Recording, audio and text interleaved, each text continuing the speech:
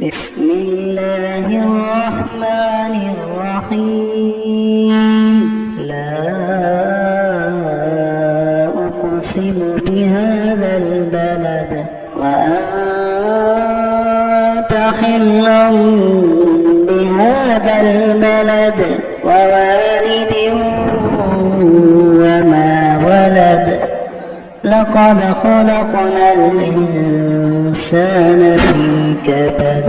أيحسب أن لن يقدر عليه أحد يقول أهلكت مالا لبدا ألم نجعل له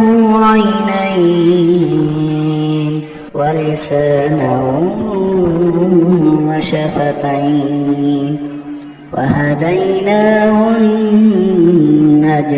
النجدين